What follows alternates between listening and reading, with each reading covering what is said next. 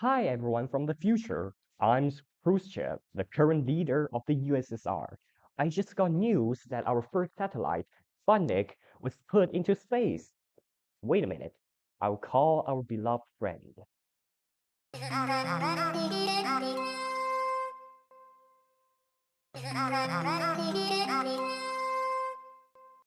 Hello, my dear love, President Eisenhower. Did you watch the news?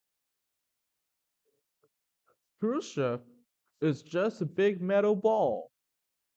Yes, but it's not only a metal ball. Alright, it's a metal ball with four antennas and emits a terrible noise on the radio. I have to warn you, Mr. Eisenhower, that thing is now in orbit, which means it can go wherever it wants on the globe. So, You'd better watch your head. To know how things went there, we gotta send you back to 1945, when Germany finally surrendered and Little Mustache killed himself. The world is at peace again, except Asia.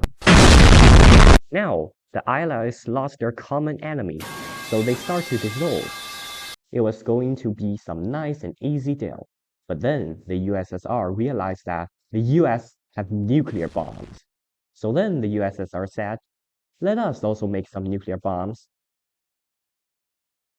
Then everyone became really angry. Before, it was just a race between ideologies, but now it has become a race that is not destroyed by others. To, ta- to test if the nuclear bomb can be launched precisely at their enemies, they started another race, the space race.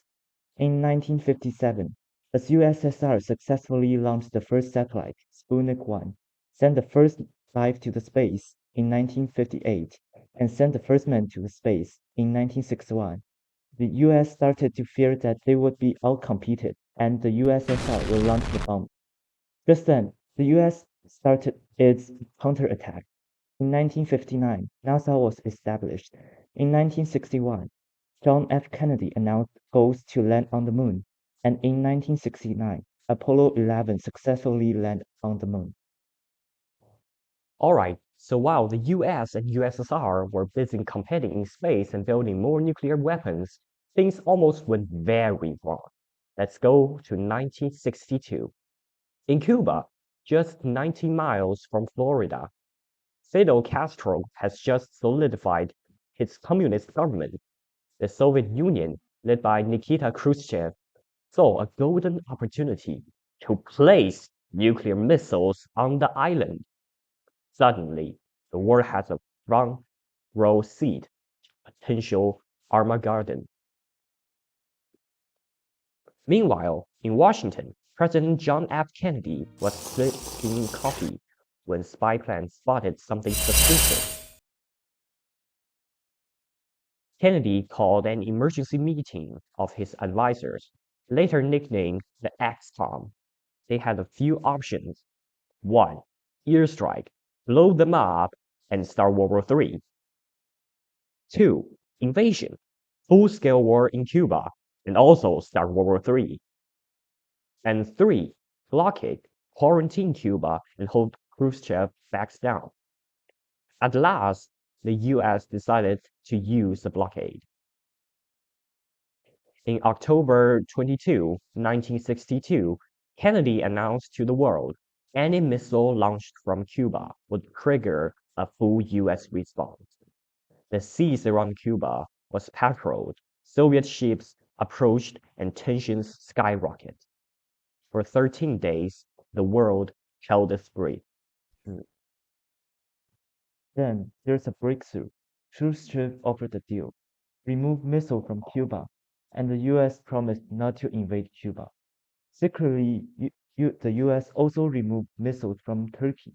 Crisis averted. The Cuban Missile Crisis became the closest humanity ever came to the nuclear war. In the start of the new era, MAD, or maturely assured destruction. okay, let's talk about proxy wars happening in Asia. After World War II, the Korean Peninsula was split into two territories, with the northern portion administered by the Soviet Union and the southern portion administered by the United States. The Korean War began on June 25, 1950, when North Korea troops drove into South Korea, using as an act of invasion. In response, the United States mustered a force to counter the force of North Korea, China, and the Soviet Union. The two sides fought until July 27, 1953, when the Korean armistice was signed, establishing the DMZ. Similarly, the Vietnam War was also caused by the split after World War II, which broke out in Vietnam between two factions, the North Vietnams and South Vietnams. Initially, the U.S. sent only military advisors and financial aid to South Vietnam force, but then added to over 500,000 troops.